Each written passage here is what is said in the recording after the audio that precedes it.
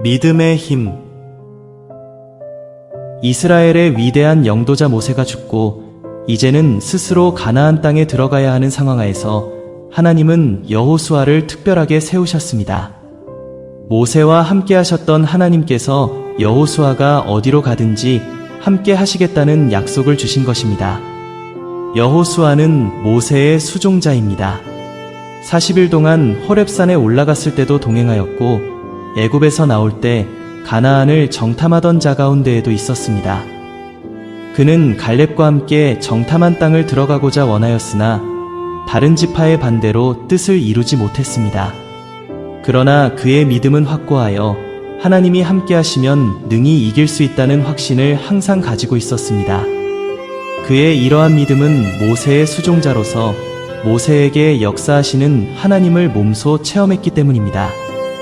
직접 눈으로 보고 체험한 바가 바로 여호수아의 산신앙이었습니다. 그러나 이스라엘의 지도자가 없는 상황에서 200만이나 되는 민족을 이끌고 가나안 땅에 들어가는 사명을 맡은 여호수아로서는 겁나고 두려운 일일 수밖에 없었습니다. 아무리 모세에게 역사하시는 하나님을 곁에서 지켜보았어도 자신에게 일어난 사건은 아니었기 때문에 여호수아로서는 그런 상황에서 두려워할 수밖에 없었습니다. 그런 여호수아에게 용기를 갖게 하는 것이 하나님의 약속의 말씀입니다. 당시 가나안 땅은 철기 문명이 시작된 시기인지라 무기로나 수적으로나 모든 분야에서 우위를 점하는 부분이 없었습니다. 그러나 여호수아가 점령할 땅은 크고 넓은 땅이었습니다. 현실적으로는 불가능한 상황이었습니다. 여기에서 현실을 초월한 믿음이 필요하게 되는데 여호수아에게 임재하신 하나님께서 그런 용기를 주셨습니다. 내가 모세에게 말한 바와 같이 너희 발바닥으로 밟는 곳은 모두 내가 너희에게 주었노니 곧 광야와 이 레바논에서부터 큰 강 곧 유브라데 강까지 해 족속에 온 땅과 또 해지는 쪽 대해까지 너희의 영토가 되리라. 내 평생에 너를 능히 대적할 자가 없으리니 내가 모세와 함께 있었던 것 같이 너와 함께 있을 것임이니라. 내가 너를 떠나지 아니하며 버리지 아니하리니 강하고 담대하라. 너는 내가 그들의 조상에게 맹세하여 그들에게 주리라 한 땅을 이 백성에게 차지하게 하리라. 이런 하나님의 약속은 두려움에 떠는 여호수아에게 용기를 주기에 충분한 약속이었습니다. 여호수아는 이후로 여리고에서부터 시작하여 가나안을 점령하는 사역을 충실하게 감당하고 일생을 마쳤습니다.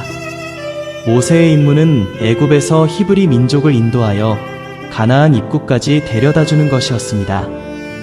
그 후로는 여호수아가 바톤을 인계받아 이스라엘 민족을 가나안 땅에 정착시키는 임무를 맡았습니다.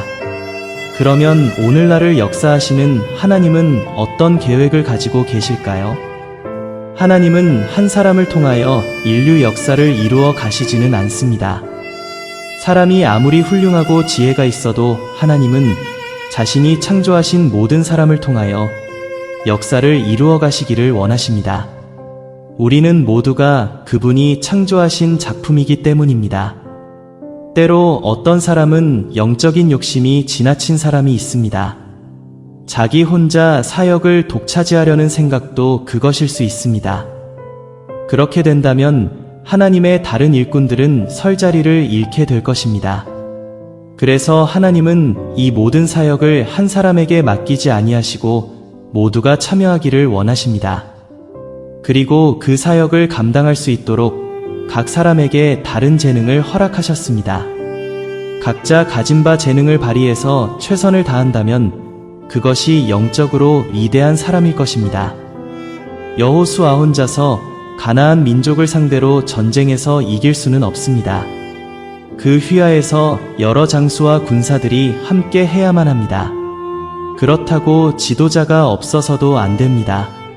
그렇게 보면 지도자나 장수나 군사나 모두가 자신의 맡은 바 역할에 충실하다면 승리의 목 가운데 자신의 몫이 분명히 존재할 것입니다. 장군이라고 최선을 다하지 않는다면 그는 그에 합당한 평가를 하나님께 받게 될 것입니다. 하나님의 달란트는 지도자냐, 장수냐, 사병이냐가 중요하지 않고 얼마나 자신의 위치에서 충실했느냐가 중요합니다. 군사도 하나님이 선택하여 주신 달란트입니다. 세상을 살아가다 보면 해결하지 못할 난관에 수도 없이 봉착하게 됩니다. 그럴 때 우리는 여호수아에게 용기를 주셨던 하나님을 찾고 만나야 할 필요성이 있습니다.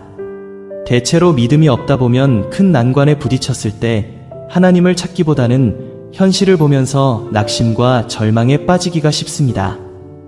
그러나 그때 여호수아에게 용기와 소망을 주셨던 그 하나님께서 오늘날 우리의 동일한 하나님이시라는 사실을 우리는 잊어서는 안 됩니다. 그 하나님께서 오늘날 우리를 입히시고 먹이시는 바로 우리 아버지이십니다. 그렇다면 아무리 난관에 부딪힌다 하더라도 우리는 낙담할 필요가 없습니다.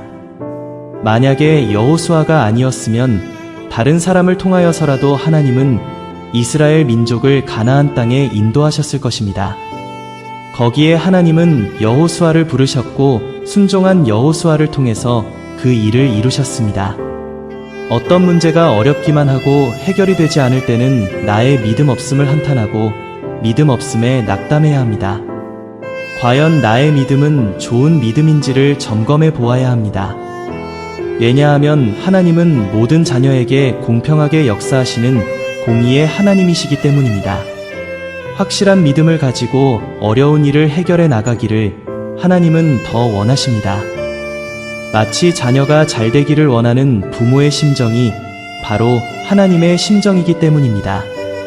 여호수아에게 함께하신 하나님을 보면서 모세에게 함께하셨던 하나님이 여호수아에게도 동일하게 함께하심을 우리는 살펴보았습니다. 그 하나님은 아브라함에게도 다윗에게도 그리고 베드로와 바울에게도 동일하게 역사하셨습니다. 그런 하나님께서 오늘 우리에게도 동일하신 하나님으로 역사하신다는 사실만 확실하게 믿는다면, 이런 믿음만 있다면 우리의 인생도 해결 못할 문제가 없게 될 것입니다. 우리 앞에 있는 시련과 난관은 다만 인생 가운데서 거쳐야 하는 하나의 과정일 뿐, 믿음만 있다면 승리는 반드시 우리의 것이 될 것입니다.